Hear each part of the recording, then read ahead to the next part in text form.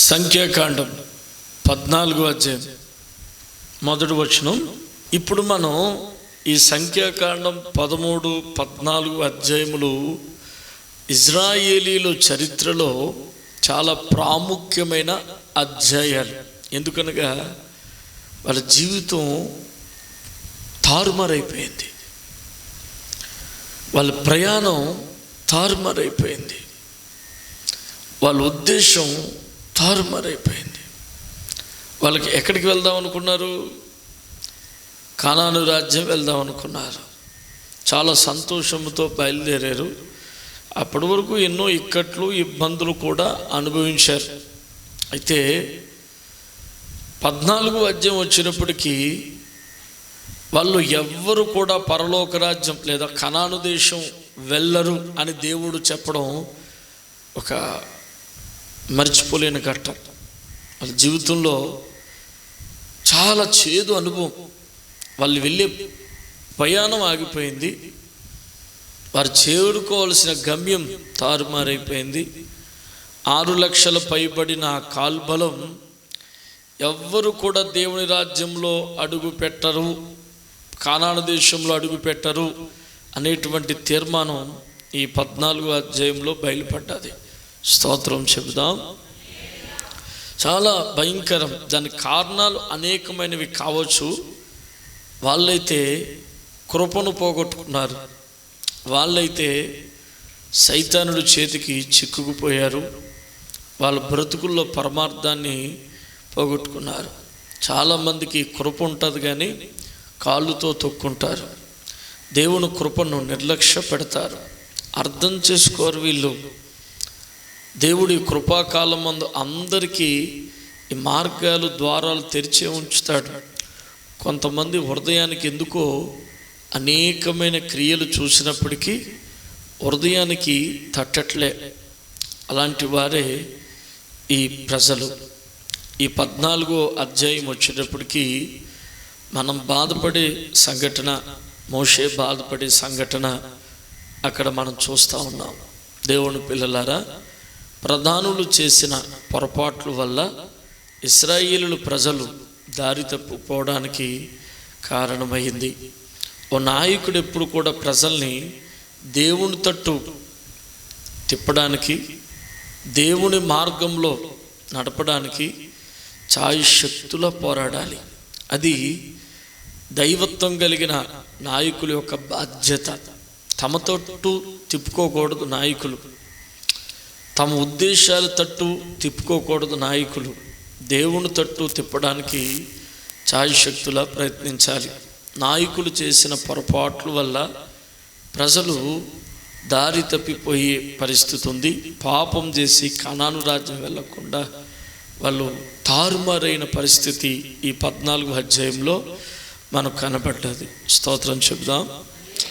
ప్రధానులు చేసిన పొరపాట్లు ఏమిటి? వాళ్ళు మంచిని పక్కన పెట్టారు, చెడును ఎక్స్పోజ్ చేశారు. వాళ్ళు దేవుడు బలవంతుడు అని అంటలేదు, మాకంటే వాళ్ళు బలవంతులు అని అంటున్నారు. వాళ్ళు చెడ్డ సమాచారం, ఈవిల్ రిపోర్ట్ని ప్రజల్లోకి తీసుకువెళ్ళారు. అలాగే ఒక నాయకుడై ఉండి, ఒక ప్రధాని ఉండి తన్ను తాను ఎంత హీనపరుచుకోవాలో అంత హీనపరుచుకున్నాడు, మిడతతో పోల్చుకుని ఉన్నారు. ఈ కారణాలు ఇజ్రాయేలీల మీద ప్రభావం చూపాయి. ఏదైనా కానీ మనకు కూడా కొంచెం జ్ఞానం ఉండాలి కదా. ఇప్పుడు మనకు కూడా కొన్ని తెలివి ఉండాలి కదా. ఈ ప్రధానులు ఏవో చెప్పారు, నువ్వు నమ్మేస్తావా? ప్రధానులు ఏవో అన్నారు, నువ్వు నమ్మేస్తావా? మన క్రిస్టియానిటీలో ఉన్న పెద్ద సమస్య ఇదే.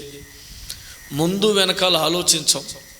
మనకు నచ్చిన నాయకుడు, మనకు నచ్చిన ప్రధాని ఏదైనా ఒకటి చెప్పాడనుకో, దానికే తందానా తందానా తందానా అంటాం. దాని గురించి ఆలోచించేటువంటి వివేచన చాలామందికి లేదు. కొంతమంది ఉంటారండో చాలా వివేకం కలిగి, పాము వలి వివేకం, పావురు వలి నిష్కపటులు ఉంటారు. చాలామంది అది మంచా చెడ్డదా, మళ్ళీ వాళ్ళు అనుకున్న దానికి ఏదో ఒక రెఫరెన్స్, వాళ్ళు అనుకున్న దానికి ఏదో ఒక రిఫరెన్స్ జోడు చేసుకుంటూ ఉంటారు. బిడ్డలారా, అక్షరానుసారంగా వెళ్ళిన ప్రతివారు దారి తప్పిపోతాడు. అక్షరం వెనకాల దాగి ఉన్న ఆత్మను అర్థం చేసుకుంటేనే పరమార్థం అనేది ప్రతి మనిషికి బయలుపరచబడుతుంది. అందుకే పరిశుద్ధాత్మ అనేది చాలా అవసరం నేటి సంఘాలకి, నేటి విశ్వాసులకి. హల్లెలూయా చెబుదామా? బిడ్డలారా, నీవు జాగ్రత్తగా ఉండు. నేను నీ కాపరిని అనుకోవచ్చు. 100కి 99% నేను దేవుని చిత్తాన్ని మీకు చెప్పడానికి ప్రయత్నిస్తూ ఉంటుంటాను. మానవ రీతిగా ఒకసారి నేను తప్పిపోయి ఇంకోటి చేసి రాంగ్ డాక్టరీని మీకు చెప్పినప్పుడు దాన్ని వివేచించే జ్ఞానం సంఘానికి లేకపోతే చాలా ప్రమాదకరమైన స్థానంలో ఉంటుంది. అపోస్తలుడైన పౌలు చెప్పిన బోధ అలా ఉందో లేదో మాసిదోనియా సంఘం, తెస్సలోనికీయ సంఘం పరీక్షించి లేఖనాల ప్రకారం బోధను అంగీకరించేవారు. ఏ మాట చెప్తే ఆ మాట మీరు అంగీకరించడానికి మీరు ముందుకు రాకూడదు. చాలా ఆత్మ సంబంధంగా ఆలోచించాలి. అందుకే ఆత్మ సంబంధమైన బైబిల్ పరిజ్ఞానం చాలా అవసరమైనది. స్తోత్రం చెప్దాం. సిద్ధాంతాలలో ఇరుక్కుపోయి, సిద్ధాంతపరమైన భక్తిలో ఇరుక్కుపోయి అలాగే కొనసాగితే దేవుడు నిన్ను చేర్చే మార్గానికి ఎప్పటికీ నువ్వు రాలేవు. ఎప్పటికప్పుడు పరిశుద్ధాత్మకు మనం అప్పగించుకోవాలి. ఇంకా నేను ఏ విధంగా నీకు లోబడాలి, ఇంకా లోతుగా నేను ఎలా నడవాలి, నిన్ను ఏ విధంగా నేను సంతోషపెట్టాలి అని ప్రభు దగ్గర మనం ఉండాలి. స్తోత్రం చెప్దాం. సో ఈ ప్రజలు చేసిన ప్రధానులు పొరపాట్లు చేశారు అనుకో, ఈ ప్రజలు కూడా పొరపాట్లు చేశారు. ఆ క్షణంలో ప్రధానులు పొరపాట్లు చేశారు. ఈ ప్రజలైనా దేవుని పక్షాన మాట్లాడి దేవునికి మహిమకరం, దేవునికి సంతోషపెట్టే మాటలు వీరు మాట్లాడితే అక్కడ ఈ పరిస్థితి ఇజ్రాయిల్కి కానాను దేశం వెళ్లకుండా ఉండే పరిస్థితి వచ్చేది కాదేమో. ప్రధానులు చేసిన పొరపాట్లు కన్నా ఎక్కువగా ప్రజలు చేస్తే మరి ఇంకేంటి? హల్లెలూయా. ఎప్పటికప్పుడు నీ హృదయం, నా హృదయం దేవుణ్ణి ఎలా సంతోషపెట్టాలి, దేవుని మార్గాల్లో నేను నడవాలి అనేటువంటి ప్రీతి, తృష్ణ అని అందరికీ ఉండునుగాక. ఆమేన్. ఈ ప్రజలు వారు తెలిసి చేశారో తెలియక చేశారో, అవివేకంతో చేశారు, కానీ వాళ్ళ క్రియల ఫలితం వాళ్ళు అనుభవించారు. అసలు ఈ 14వ అధ్యాయంలో ఈ ప్రజలు చేసిన పొరపాట్లు ఏమిటో 1, 2, 3 మీకు చెప్తాను, వినండి. మొట్టమొదటిగా వాళ్ళు చేసిన పొరపాటు ఏమిటంటే, దేవుడు బాధపడే విషయం వాళ్ళు ఏముంది అని మనం బైబిల్ను తిరగేస్తే 14వ అధ్యాయం 1వ వచనంలో మనం చూస్తే, ఆ సమాజం మోషే అహరోనుల పైన సనుగు కొనిరి అని రాయబడుతుంది. ఏమిటంటండి? సనుగు కొనిరి. సనుగు కొనిరి చెప్పండి మాట అందరూ. వాళ్ళు చేసిన మొట్టమొదటి పొరపాటు, దేవుణ్ణి బాధ పెట్టిన ఆ క్రియ, కృపను కోల్పోయిన క్రియ ఏమిటంటే సనుగుడు. చాలామంది అనుకోవచ్చు, మేమేమి వ్యభిచారం చేయలేదుగా, దొంగతనం చేయలేదుగా, గది చేయలేదు అనుకుంటారు. వాటికన్నా డేంజరస్ ఇవన్నీ. సనుగుడం చూసారా? దేవుడికి అస్సలు ఇష్టం ఉంటుంది ఈ సనుగుడు. నేను అంటాను అప్పుడప్పుడు, నేను ప్రార్థనలో మీరు వింటారా, సనుగుడు దెయ్యాలన్నీ కాలిపోనుగాక అంటాను. ఏమంటాను? సనుగుడు ఇదొక దెయ్యమేమో. మరి దేవుడికి అస్సలు ఇష్టం లేని క్రియ, ఇష్టపడడు, సనుగుడు. చెప్పండి, సనుగుడు. ప్రైస్తలాడు. మీరు చెప్పండి, సనుగుడు అంటే ఏమిటి? సనుగుడు అంటే ఏమిటి? ఏమి లేదు, గునుగుడు. సనుగుడు అంటే ఏమిటి? గునుగుడు. చూడండి, ఏదైనా ఒక విషయం ముఖాముఖిగా మాట్లాడితే అది సనుగుడు కాదు. ముఖాముఖిగా మాట్లాడక బుర్ర కింద పెట్టు దాన్ని ఏమంటాము? సనుగుడు అంటాం. మీరు చెప్పవచ్చున్నారు. హల్లెలూయా. ఇప్పుడు ఏదైనా ఒక విషయం ఉంది, నాన్న పొలంలోకి వెళ్ళి పని చూసుకురా నాన్న అంటావు. నువ్వేమనాలి? వెళ్తానంటే వెళ్తాను అని అనాలి, వెళ్ళనంటే వెళ్ళను అనుకోండి. వెళ్తాను వెళ్ళను అనకుండా మొహం కిందకి వేసుకుని షార్ట్కి వెళ్ళి నన్ను వెళ్ళమంటాడు, అంతా నేనే చెప్పండి, నేనే దొరికేనా, నన్ను చూడమంటాడు, వెళ్తానులే, వెళ్ళకేం చేస్తాను, వెళ్తున్నావు రే, వెళ్తున్నాను వెళ్ళకపోయి. దీన్ని ఏమంటారంటే సనుగుడు ప్లస్ గునుగుడు. ఇదే సనుగుడు అంటే లేదు. ముందు మాట్లాడకుండా కింద కింద వెనక మాట్లాడేది ఏమంటారు? దీన్ని సనుగుడు. బైబిల్లో జనరల్గా సనుగుడి అనే మాటకి ఏమని అర్థాన్ని ఇచ్చారంటే కంప్లైంట్ అగైనెస్ట్ అని ఇచ్చారు. అంటే వ్యతిరేకంగా ఫిర్యాదుకరంగా మాట్లాడే విధానాన్ని సనుగుడు అని అంటారు. దేవుడికి అస్సలు నచ్చదు. దేవుడికి ఎలా ఉండాలంటే తప్పు, రైటా రైటు. ఆమేన్. ఈ సనుగుడు గునుగుడు వ్యవహారాలు దేవుడికి నచ్చదు. పైగా దేవునికి అవతల పక్షాన వ్యతిరేకంగా నువ్వు మాట్లాడే విధానం ఉంది చూడు, అస్సలు దేవుడు దాన్ని ఇష్టపడడు, నచ్చదు దేవుడికి. దేవుడు ఆనందించలేని విషయం ఏమిటంటే మన సనుగుడే. అందుకే పౌలు గారు ఈ విషయాన్ని గమనించి ఆయన ఈ సనుగుడు కోసం ఒక మాట అన్నాడు. ఏమన్నాడంటే కొరంథీయులకు రాసిన పత్రిక, మొదటి పత్రిక చూడండి, 10వ అధ్యాయం 10వ వచనం చదువుతారా? ఎంత పెద్ద మాట రాశారు. మీరు సనగకుడి. ఖచ్చితంగా చెప్పాడు. ఏం చేయకూడదంట? సనగొద్దు.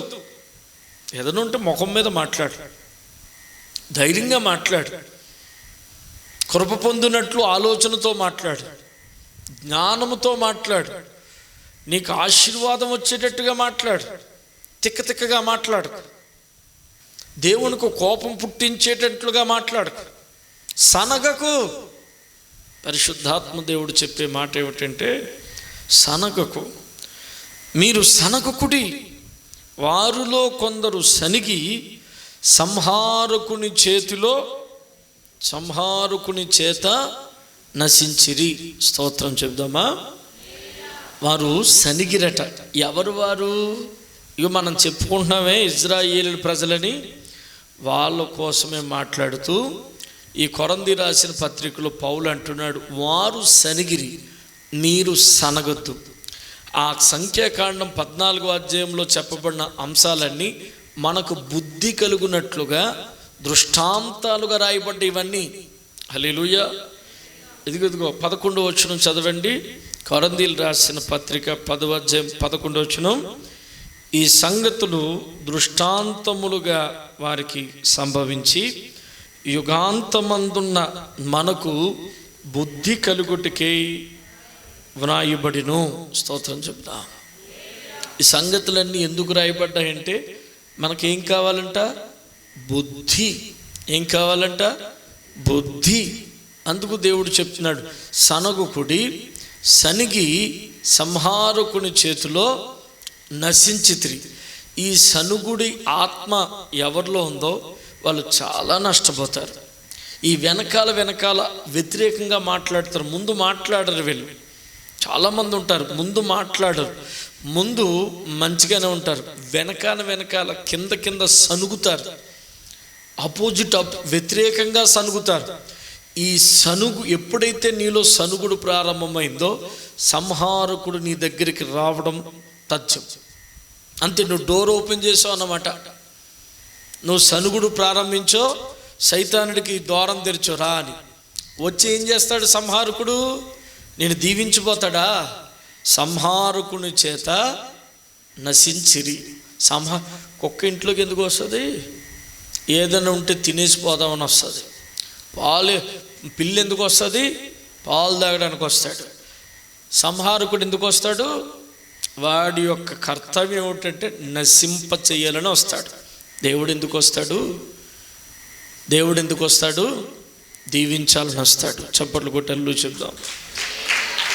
కాబట్టి ప్రియులారా, వాళ్ళు చేసిన పెద్ద పొరపాటు, ఇజ్రాయేలీయులు చేసిన పెద్ద పొరపాటు ఏమిటంటే సనిగిరి. సనిగిరి. బిడ్డలారా, ఈ వాక్యం వింటున్న మీలో ఎవరిలోనైనా ఈ సనుగుడు దెయ్యాలు ఉన్నట్లయితే, సనుగుడు బుద్ధి ఉన్నట్లయితే ఇప్పుడే నువ్వు మార్చుకోవాలి. నీ హృదయం యథార్థంగా ఉంచుకోవాలి. దేవుని విషయాలు అర్థం చేసుకోవాలి. ప్రభు దీర్ఘశాంతం, దయాళుత్వం అర్థం చేసుకోవాలి. చిన్న మనసుతో ఉండొద్దు. ఆమేన్. ఇజ్రాయేల్ ప్రజలు సనిగితిరి. ఎవరి మీద సనిగారు అని అడిగితే చూడండి, వాళ్ళు ముగ్గురు మీద సనిగారు. ఈ ముగ్గురు మీద ఎప్పుడు సనగకే, అసలు ఎవరి మీద సనగద్దు. నిర్గమకాండం 16వ అధ్యాయం 7వ వచనం మనం చదివితే, ఎవరి మీద సనిగారంటే వీళ్ళు యెహోవా మీద, దేవుడి మీద సనిగారట. ఎప్పుడు నువ్వు సనగద్దు. దేవుడి మీద సనిగేటువంటి ప్రక్రియ నీలో ఉండకూడదు. చాలామంది చాలా పెద్ద నీతిమంతులు అయిపోతారు. దేవుణ్ణి అడగడం వేరు, కుమారత్వం కలిగి వారసత్వం కలిగి దేవుణ్ణి ప్రాధేయపడడం వేరు. కానీ దేవుడు ఏదో చేసాడని, నువ్వు అడిగింది జరగలేదని, నీకేదో నష్టం వచ్చిందని, నువ్వేదో నష్టపోయావని దేవుడి మీదే సనిగేటువంటి అంత పెద్ద భక్తుపరులు మనం ఎప్పుడూ కాకూడదు. హల్లెలూయా. ఫర్ ఎగ్జాంపుల్, నాకు చూడండి, మొదట కుమార్తె పుట్టింది, రెండవ కుమార్తె పుట్టింది, మూడోసారి ఖచ్చితంగా దేవుడు కుమారుడు ఇస్తాడని చాలా ప్రార్థన చేసినప్పుడు తెల్లవారుజామున 4:30 5 గంటలకు హాస్పిటల్లో నర్సు వచ్చి పాప పుట్టిందంది. ఆమె ముఖాన్ని ఎప్పుడు మర్చిపోలేను నేను, ఎవరో కానీ ఆ నర్సు ముఖాన్ని మర్చిపోలేను. పాప పుట్టిందన్నది. ఇప్పుడు ఎంతమంది పాపలు అయ్యారు? 3 పాపలు అయ్యారు. ఇంత ప్రార్థన చేస్తున్నాను, ఉపవాసం ఉంటున్నాను, కన్నీరు కారుస్తున్నాను. తండ్రి, నీకు మూడోదిగా ఒక కొడుకిస్తే ఏమవుతుంది? కొడుకు ఇమ్మంటే కూతుర్నిచ్చావు అని నేను సనిగితే అర్థం ఏమన్నా ఉందా? మా అమ్మగారు ఫోన్ చేసి అంటారు, రే దేవుడికి కనికరం లేదురా, నీకు మూడోది కూడా కూతురిచ్చాడురా అనబట్ట రాత్రి. ఆ తర్వాత ఆమె కూడా తెలుసుకుని అలా అనకూడదు, తప్పు అని తెలుసుకుంది. స్తోత్రం. అలాగా బాధ కలిగింది, కాకపోతే దేవునికి స్తోత్రం అన్నాం. ఆ తర్వాత కుమారుణ్ణి దేవుడిచ్చాడు. స్తోత్రం చెప్దాం. కొంతమంది వాళ్ళు అనుకున్నది జరగకపోతే ఇక వాళ్ళ మనసులో సనుగుడు అనేది ప్రారంభమవుతుంది. ఉద్యోగం రాకపోతే సనుగుడు, బ్యాంకు లోన్ రాకపోతే సనుగుడు, గర్భఫలం రాకపోతే సనుగుడు. ఒకరోజు ఒక అరుగు మీద ఓ తల్లి కూర్చుంది. తల్లి కూర్చున్నప్పుడు ఎక్కడ హైదరాబాదులో మేము ఆరాధన చేసినప్పుడు ఇంటి లోపలికి వెళ్ళినప్పుడు పక్కనే కూర్చుంది. నేను అన్నాను, అమ్మా చర్చికి రావచ్చు కదా, దేవుణ్ణి ఆరాధన చేయొచ్చు కదంటే ఆ తల్లి అంది, ఏం చేసేటని రావాలి చర్చికి అని అంది. అల్లు చెప్పండి, ఏం చేయలేదా దేవుడు? తినడానికి బొబ్బ ఎవరిచ్చారు? తాగడానికి నీళ్ళు ఎవరిచ్చారు? ఈరోజు అరుగు మీద శుభ్రంగా ఇలా కూర్చున్నాం, ఆరోగ్యం ఎవరిచ్చారు? ఆలోచించు. ఏం చేయలేదమ్మా అని అడిగాను. అబ్బో మస్తు 3 సంవత్సరాల నుంచి ప్రార్థన చేస్తున్నాను కానీ మా ఆయన తాగుడు మానలేదు సారు, మానేక వస్తానులే అందే. హల్లెలూయా. సనగకు. మీ ఆయన మారినా స్తోత్రం, మారకపోయినా మార్చే దేవుడు ఆయనే. సమయం వచ్చినప్పుడు మార్చడా? తాగుబోతులు మారుస్తాడు, తిరుగుబోతులు మారుస్తాడు, వ్యభిచారులు మారుస్తాడు. ఎంతోమంది భార్యలు తమ భర్తలు మార్చుకున్నారు. ఎలాగో తెలుసా? తమ యోగ్య ప్రవర్తన చేత. స్తోత్రం చెప్దాం. భర్తలు చెల్లా చెదురైనప్పుడు, తాగుబోతులైనప్పుడు, తిరుగుబోతులైనప్పుడు, ఇల్లు జాడ పట్టక లోకంలో తిరుగుతున్నప్పుడు భక్తిపరులైన స్త్రీలు ప్రార్థన కన్నీటి చేత, నిరీక్షణ చేత, యోగ్య ప్రవర్తన చేత భర్తలు మార్చుకున్నారు. భర్త ఎలా మారుతాడో తెలుసా? నీ ప్రవర్తన బట్టే మారుతాడు. భర్త ఎలా మారుతాడో తెలుసా? నీ ప్రేమను బట్టి మారుతాడు. భర్త ఎలా మారుతాడో తెలుసా? నీ కన్నీటి ప్రార్థన బట్టి మారుతాడు. భర్తలు చెల్లా చెదరైపోతే భార్యలు మార్చుకున్నారు. భర్తలు చెల్లా చెదరైపోయారని భార్యలు కూడా చెల్లా చెదరైపోతే ఆ కుటుంబం ఎలా బాగుపడుతుందో చెప్పండి. భర్త ఇంటి పట్టు పడతలేదు, తిరుగుతున్నాడు, తాగుతున్నాడని భార్య కూడా అడ్డదారులు పడితే ఆ కుటుంబం ఎలా ఉంటుందో చెప్పండి. స్తోత్రం. నీ కుటుంబాన్ని నీ భర్త బాలేదు, యేసు ప్రభు వెంబడి పడి మార్చుకోవాలి.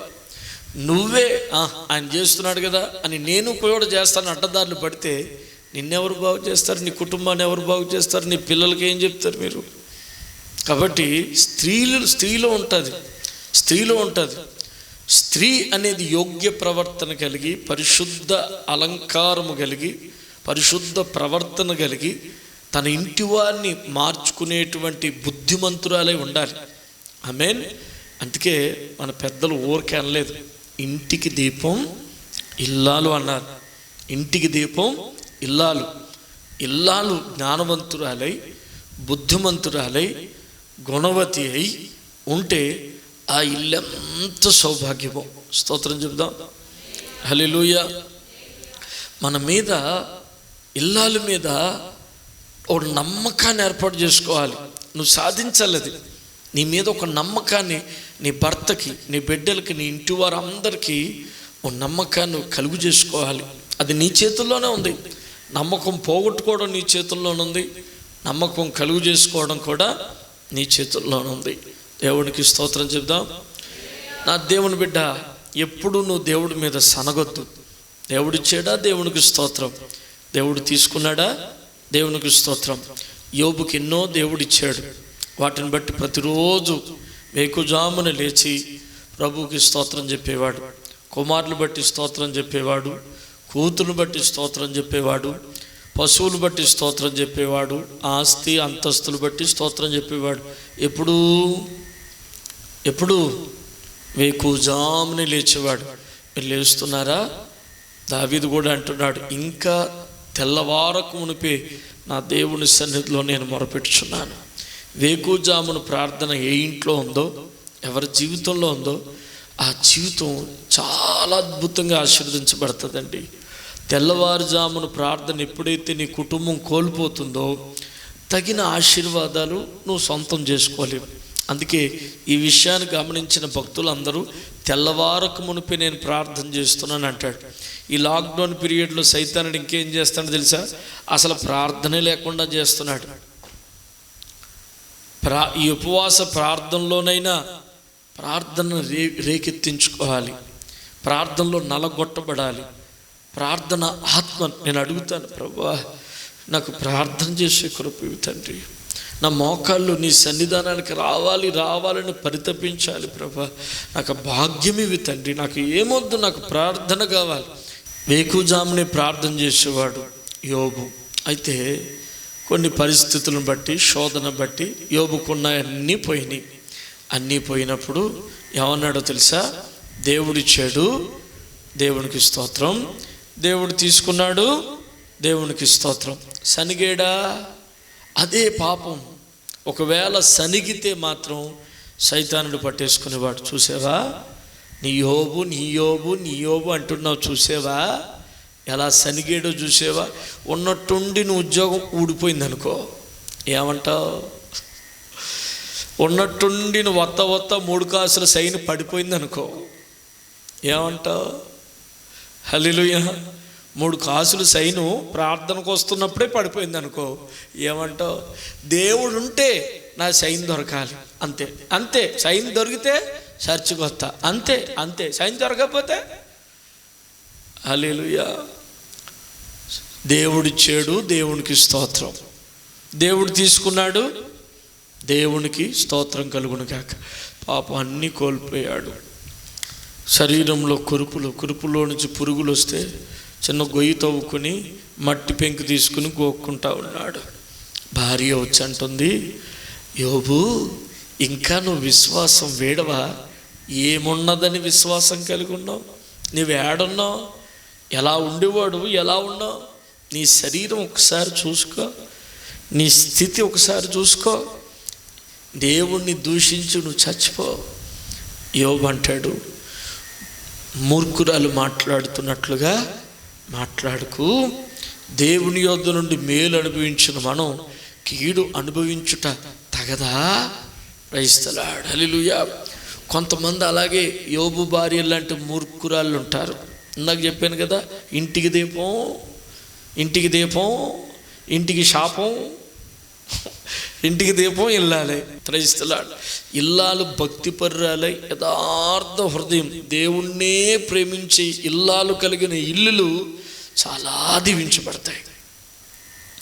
దేవుణ్ణే ప్రేమించి ఇల్లాలు కలిగిన ఇల్లు చాలా దీవించబడతాయి. కాబట్టి ప్రియులారా, ఎన్నటెన్నటికీ దేవుడి మీద సనిగేటువంటి ప్రక్రియ మనలో ఉండకపోదునుగాక. ఆమేన్. రెండోదిగా వాళ్ళు దేని మీద సనిగేరట చూడండి. సంఖ్యాకాండం 14:1. మొదట ఎవరి మీద సనిగిరి? దేవుడి మీద. ఇప్పుడు ఎవరి మీద సనిగిరి? దైవజనుల మీద. సనగొద్దు. సేవకుల మీద సనిగేటువంటి ఆ ప్రక్రియ నీకు ఎప్పుడు ఉండొద్దు. ఆమేన్. సేవకుడు మీద సనిగితే అసలు సేవకుడు ఎవరు? దేవుడు నియమించిన ఒక కాపరి. దేవుడు ఇక్కడ ఉండమంటేనే ఉంటాడు. దేవుడు నీ ఊరు విడిచి, నీ ఇల్లు విడిచి ప్రజల కోసం, నీ కోసం సేవ చేయడానికి వచ్చిన నీ కాపరి. నీ కాపరి వాక్యాన్ని బట్టి వెళ్ళాలి. ఒకసారి ఆ వాక్యం నేను గద్దించవచ్చు, ఒకసారి ఆ వాక్యం నేను ఆదరించవచ్చు, ఒకసారి ఆ వాక్యము నేను బలపరచవచ్చు. అది వాక్యములోనే ఉంటుంది తప్ప సేవకుల్లో ఉండదు. హల్లెలూయా. అయితే నీకు నచ్చినప్పుడు ఒకలాగా, నచ్చనప్పుడు ఒకలాగా సేవకుడి పట్ల ఉండొద్దు. Praise the lord. నేను మొన్న చెప్పాను సండే, ఒక అన్నతో ప్రవర్తించినట్టు, తమ్ముడితో ప్రవర్తించినట్టు, పొరుగువారితో ప్రవర్తించినట్టు సేవకుడితో మనం ప్రవర్తించకూడదు. దేవుని సేవకుడితో ఎలా ప్రవర్తించాలో మనం నేర్చుకోవాలి. మరి ప్రాముఖ్యంగా సనిగేటువంటి ప్రక్రియ మనకు ఉండకూడదు. ఒకవేళ నేను గద్దించాడు, అమ్మా నువ్వు అలా చెయ్యొద్దమ్మా అని అన్నాడు, ఆ గద్దింపు నాకు తైలాభిషేకం అని వెళ్ళు, ఆశీర్వదించబడతావు. ఆ గద్దింపును బట్టి సనిగెళ్ళు, సంహారకుడికి వెల్కమ్ చెప్తావు.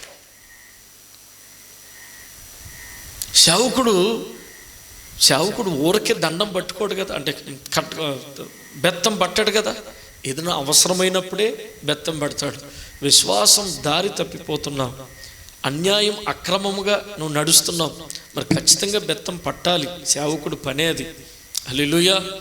నువ్వు మంచి మార్గంలో వెళ్ళి సేవకుడికి, సంఘానికి గౌరవం తెచ్చేటువంటి పరిస్థితులు నడిస్తే పులిపీఠం మీద నిలబడి మేమే నీ కోసం సాక్ష్యం చెప్తాం. హల్లెలూయా.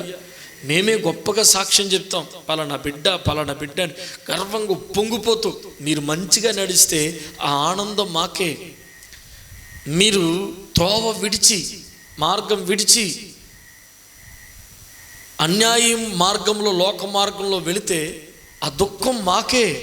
Praise the lord. ఎప్పుడు నీ సేవకుడి మీద కానీ, అసలు ఏ సేవకుడి మీద కానీ సనగొద్దు. స్తోత్రం.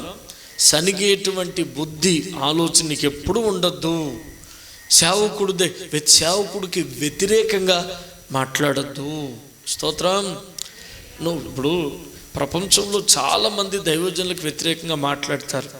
సత్య విరోధులతో పోరాడాలి, దురాత్మలతో పోరాడాలి, సంఘ విరోధ శక్తులతో సేవకుడు పోరాడాలి, అనేక అంశాలతో సేవకుడు పోరాడాలి.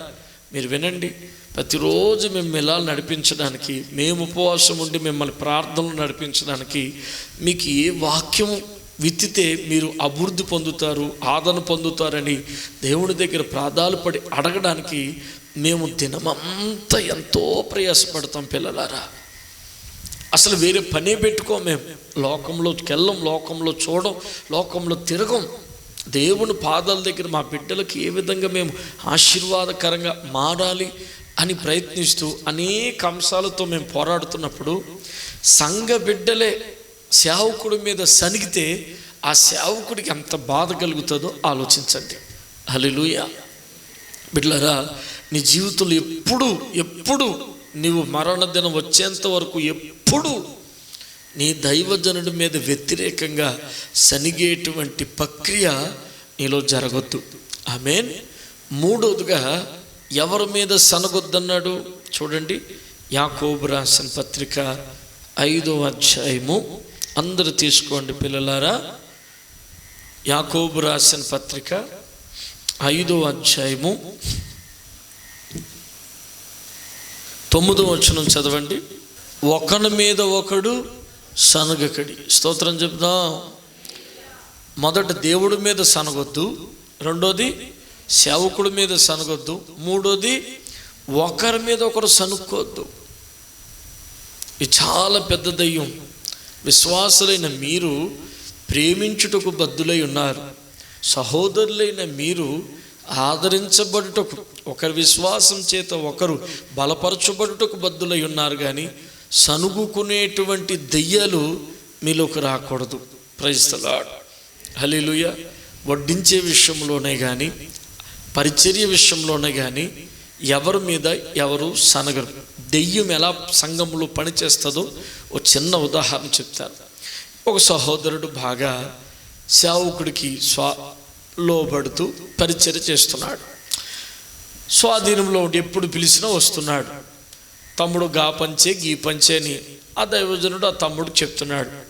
సైతానుడు ఎలా పనిచేస్తారంటే మిగతా సహోదరులు కానీ చూసావా, అన్న గా సహోదరుడికే చెప్తున్నాడు, ఇంకా ఆయనే చేస్తున్నాడు, మాకు చెప్పడేమో. అన్న ఆమెకే చెప్తాడు, మాకు చెప్పడు. హల్లెలూయా. అన్న ఆమెకే చెప్తాడు. దీన్ని ఏమంటారు? సనుగుడా కొనుగుడా రెండూను. అట్లా చెయ్యొద్దు. తోటి సహోదరుని మీద అసూయ చేత సనగొద్దు. ఎవరి పరిచర్య వాళ్ళది, ఎవరి కృప వాళ్ళది. కొంతమందికి పరిచర్య చెయ్యాలని ఆసక్తి ఉంటుంది, డ్యూటీలు చేసుకుంటారు. తొందరగా దేవుడి మందిరంలో ఏదైనా చూడండి. ఆదివారం మీకు చెప్పాను, పేతురు అత్త స్వస్థత పొందిన తర్వాత యేసు ప్రభుకి శిష్యులకి ఉపచారం చేసిందంట. కొంతమందికి అభారం ఉంటుంది. డ్యూటీ అయిపోయిన వెంటనే మందిరంలో ఏదైనా పని ఉంటుందేమో, సేవకుడి దగ్గర ఏదైనా పని ఉంటుందేమో, నేను చెయ్యాలి అని భారం దేవుడు పెడతాడు. దేవుడు పెడితేనే మందిరంలో వాళ్ళు ఉపయోగపడతారు. దేవుడు పెట్టకపోతే నువ్వెంత పిలిచినా నేనెంత పిలిచినా ఒకవేళ వస్తే బలవంతంగా వస్తారేమో కానీ వాళ్ళు హృదయపూర్వకంగా రాలేరు. ఆమేన్. దేవుడు మందిరంలో ఏ బిడ్డనైనా ఎవరినైనా వాడుకుంటున్నాడంటే అది దేవుడు వాడుకుంటున్నాడు. దేవునికి స్తోత్రం చెప్పాలి. మనం ఏం చెయ్యాలి? ఆ బిడ్డని ఇంకా వాడుకో తండ్రి, బలం ఇవ్వి తండ్రి, ఆరోగ్యం ఇవ్వి తండ్రి, నీ పరిచర్య చేస్తున్న బిడ్డల్ని ఆశీర్వదించు తండ్రి అని ప్రార్థన చెయ్యాలి. ప్రార్థన చెయ్యకపోయినా పర్లేదు కానీ సొనగకూడదు. స్తోత్రం చెప్పాలి. ప్రార్థన చెయ్యకపోయినా పర్లేదు కానీ సొనగొద్దు. సనుగుడు లేనిపోయిన చిచ్చులు పెట్టుడే. వాక్యం వింటున్న దేవుని బిడ్డలారా, సంఖ్యాకాండం 14వ అధ్యాయం చాలా ప్రాముఖ్యమైన అధ్యాయంగా ఎందుకు ముద్రించబడ్డది అని మనం చూస్తే, ఇజ్రాయేలు ప్రజలు అక్కడ ప్రధానులు పొరపాట్లు చేశారంటే ఈ ప్రజలు కూడా పొరపాటు మార్గంలోకి వెళ్ళేటువంటి పరిస్థితి వస్తుంది. హల్లెలూయా. చెప్పరేం గట్టిగా. మన ప్రధానులు ఏదో పొరపాటు చేశారు, వీళ్ళైనా సరైన మార్గంలో నడవచ్చు కదా. అట్లా లేదు. వీళ్ళు దేవునికి కోపం పుట్టించేటువంటి ప్రక్రియలు చేశారు. ఏమిటది? సనుగుడు. చెప్పండి, ఏమిటది? సనుగుడు. వెనకాల వ్యతిరేకంగా మాట్లాడతారు చూడు. దేవునికి వ్యతిరేకంగా, దైవజనుడికి వ్యతిరేకంగా, వాక్యానికి వ్యతిరేకంగా. మనం ఊటి చెప్తే వాళ్ళు ఇంకోటి చెప్తారు వెనకాల. గట్లనా గట్లాంట, అట్లాంటి ఇట్లాంటి స్తోత్రం చెప్తాం. హల్లెలూయా. ఏవో తీస్తూ ఉంటుంటారు. ఈ దయ్యాలన్నీ కాలిపోనుగాక. వాళ్ళు చేసిన పొరపాటు, రెండో పొరపాటు మీకు చెప్తాను వినండి. చూడండి, బైబిల్ గ్రంథంలో 14వ అధ్యాయము చూసుకున్నారా? 3వ వచనం చూడండి. సంఖ్యాకాండం 14వ అధ్యాయము 3వ వచనం. వాళ్ళు చేసిన రెండో పొరపాటు చూడండి. వీళ్ళకి ప్రధానులు ఏదో చెప్పారు, వాళ్ళ దృష్టికి మేము మిడతలం, మా దృష్టి కూడా మిడతలం కప్పలం, దీంతో పోల్చుకున్నారు. సరే, వీళ్ళు ఏమంటున్నారు? వెంటనే వీళ్ళ నోటంటూ వచ్చే మాట ఏమిటంటే చావు అనే మాట వచ్చింది. ఏ మాట వచ్చిందండి? వాళ్ళ ప్రధానులు చెప్పారు, వెంటనే దేవుడి దగ్గరకు వచ్చి అంటున్నారు, ఐగుప్తులు మేము చావలేదా, అరణ్యంలో చావలేదే, ఇప్పుడు మమ్మల్ని దేవుడు చంపేస్తాడే, అయ్యో అక్కడ చచ్చిపోయినా పర్వాలే, ఐగుప్తులో చచ్చిపోతే బాగుండే, అరణ్యంలో చచ్చిపోతే బాగుండే, ఇప్పుడు చచ్చిపోతున్నామే, చావు చావు చావు. స్తోత్రం చెప్తాం. చాలామంది జీవితాల్లో మొట్టమొదటి ఏదైనా చిన్న కష్టం వస్తే వాళ్ళు ఎక్కడి వరకు వెళ్ళిపోతారంటే ఇంకెక్కడ ఆగరు, డైరెక్ట్ చావు దగ్గరికి వెళ్ళిపోతారు. ఏదొచ్చినా సరే డైరెక్ట్ చావు దగ్గరికి వెళ్ళిపోతారు. ప్రైజ్ ది లార్డ్, హల్లెలూయా. మొన్న చెల్లెమ్మ ఫోన్ చేసింది.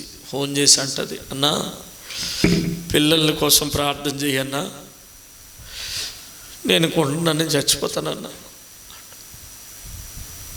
ఎందుకు చచ్చిపోతావు?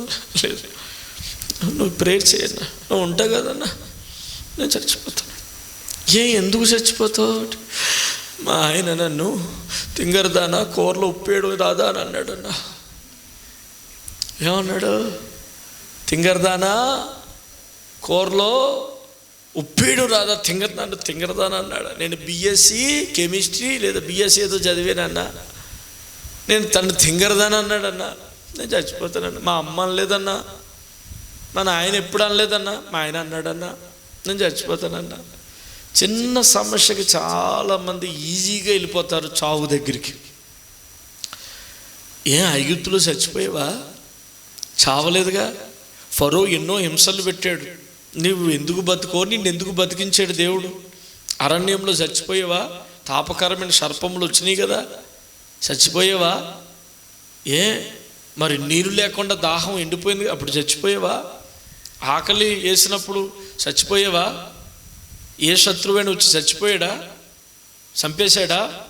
అరణ్యంలో ఎన్నో అపాయములు ఉంటాయి, చచ్చిపోయావా? ఐగుప్తులో నిన్ను బతికించింది ఎవరు? అరణ్యంలో నిన్ను బతికించింది ఎవరు? ఇప్పుడు నిన్ను బతికించడంటావా? స్తోత్రం చెప్తున్నా, హల్లెలూయా.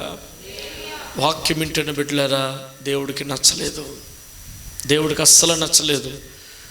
దేవుడు నిన్ను పుట్టించింది విశ్వాస వీరుడివై పరిగెడతావని. చాలు, ఇంతటితో చాలు, నా ప్రయాణం ముగిస్తున్నాను, నేను చచ్చిపోతాను అని అంటావని కాదు. చాలామందికి ఈజీగా గుర్తుకొచ్చేస్తుంది చావు, సరదాగా గుర్తుకొస్తుంది చావు. చచ్చిపోదామని అనుకోరు, బెదిరిస్తూ ఉంటారు, చావు చావు చావు. ఇలాంటి పిరికి వారంటే నిజానికి దేవుడికి ఇష్టం ఉండదు. ఎందుకనగా దేవుడు చెప్పాడు, మనకి ఇంద్రియ నిగ్రహము కలిగిన ఆత్మనే ఇచ్చెను కానీ పిరికితనం గల ఆత్మను దేవుడు, చప్పట్లు కొట్టి స్తోత్రం చెబుదాం. కష్టాలు మనకు రాకపోతే చెట్టు చేమలకి వస్తాయా? కష్టాలు ఎవరికి వస్తాయి? మనుషులకు వస్తాయి, అంతకు మించి క్రైస్తవులకు వస్తాయి. క్రైస్తవులు బలం ఏమిటంటే శోధనను సహిస్తాడు. క్రైస్తవులు బలం ఏమిటంటే శోధనను గెలుస్తాడు. క్రైస్తవులు బలం అప్పుడు కనబడుతుంది. అంతేగాని చిన్న సమస్యకి పెద్ద సమస్యకి, చిన్న అవసరానికి పెద్ద అవసరానికి చావు చావు అంటామని కాదు, చావు కోసం పరిగెడతామని కాదు, చావు కోసం రాత్రి మాట డోర్ తెరిచి, కొంతమంది ఏదైనా ఉంటే చాలు అంటే డోర్ తెరిచి పారిపోతుంటారు. ఈమె పట్టుకోవడానికి వెనకాల ఎంతమంది పరిగెడతారు, ఆగు ఆగు, నేను ఆగా. Praise the lord. ఏం బెదిరింపులండి, చావు బెదిరింపులు.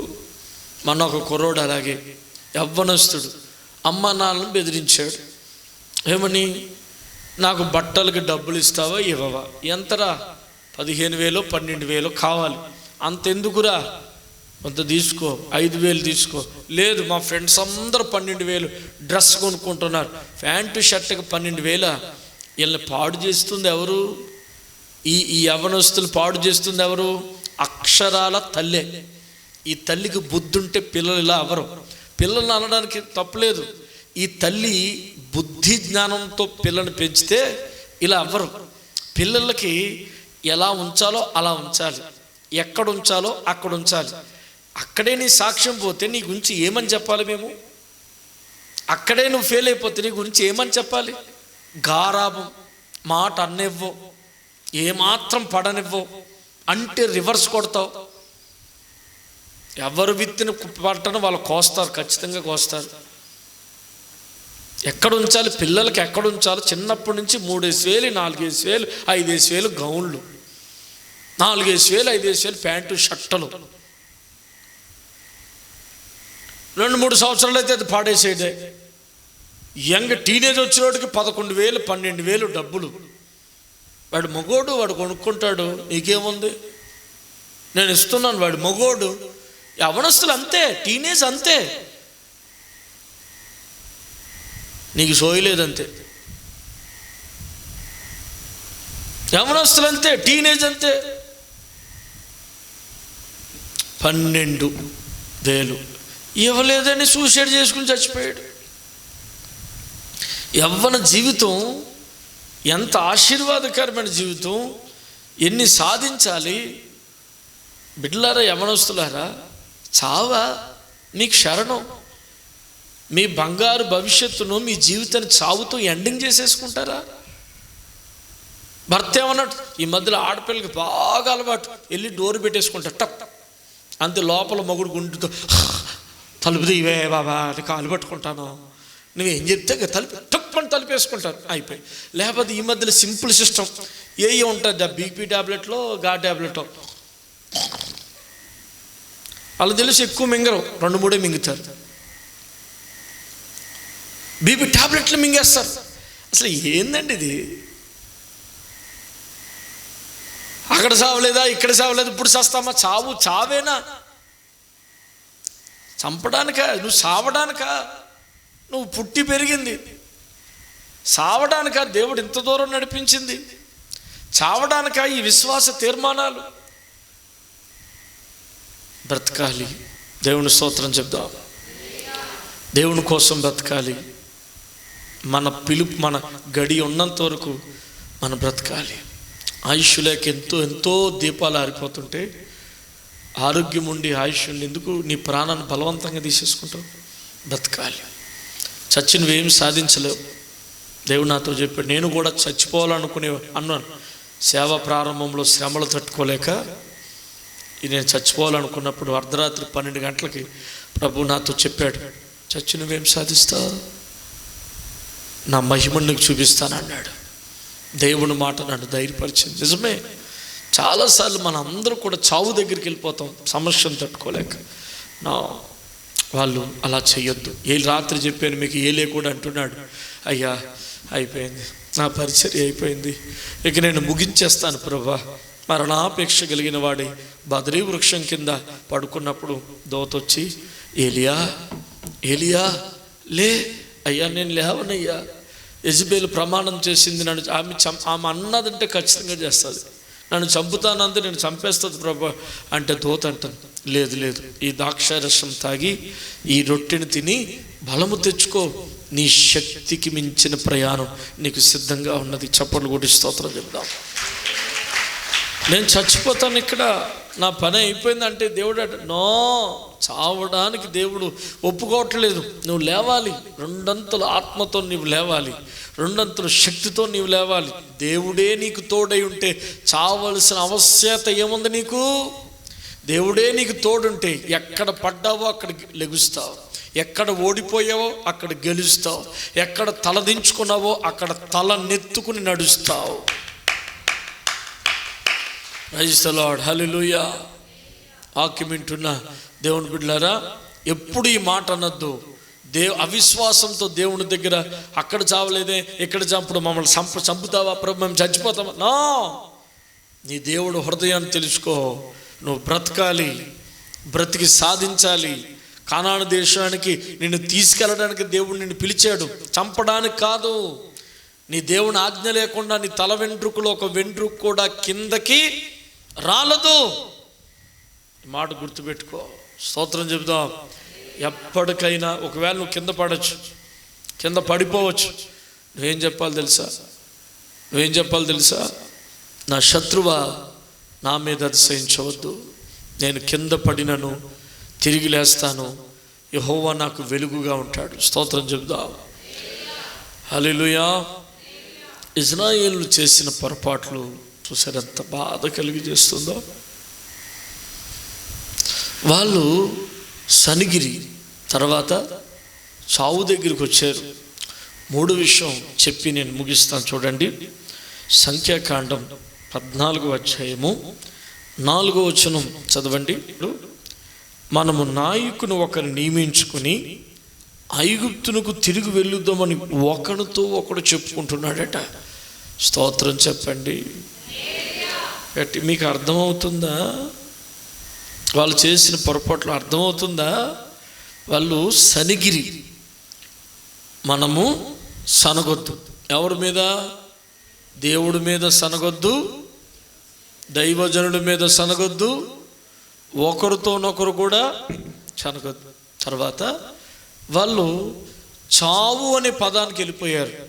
అంతవరకు మనం వెళ్ళనవసరమేమీ లేదు. అందుకే దేవుడు అన్నాడు, నాయకుని ఒకరు నియమించుకుని ఐగుప్తునకు తిరిగి వెళదాం అని ఒకరికొకరు చెప్పి ఒకరికొకరు గొసగొసలు ఆడుకుంటున్నారు. స్తోత్రం చెప్తాం. ఇదో రకమైన సనుగుడు. ఈ ఈ ఈ ఈ మోషే వద్దు, ఈ అహరోన్ వద్దు, వీళ్ళతో మనకు సెట్ కాదు, వీళ్ళతో మనకి నడవదు. మనం ఇప్పుడు ఏం చెయ్యాలి? ఒక పాస్టర్ గారిని ఎన్నుకోవాలి. స్తోత్రం చెప్పండి. ఎంత పెద్ద పొరపాటు చేస్తున్నారు వీళ్ళు. నేను మళ్ళా చెప్తున్నాను, చాలామంది బ్రతుకులు మార్చుకోక పాస్టర్లు మారుస్తారు. మార్చుకోవాల్సింది ఏమిటి? బ్రతుకు. అంతేగాని పాస్టర్లు సంఘాలు కాదు. ఈ సంఘం కావద్దు ఆ సంఘం, ఈ చర్చ్ కావద్దు ఆ చర్చ్, ఈ పాటర్ కావద్దు గా పాటర్, ఈ బైబిల్ కావద్దు గా బైబిల్ అని అంటావా? ఇక్కడ పరలోక రాజ్యం కాదు ఇంకో పరలోక రాజ్యం అంటావా? మార్చవలసింది పాస్టర్ని కాదు, మార్చవలసింది చర్చలు కాదు, బ్రతుకుని మార్చుకోక నాయకుని మార్చేసుకుంటా అంటున్నారు చూడండి.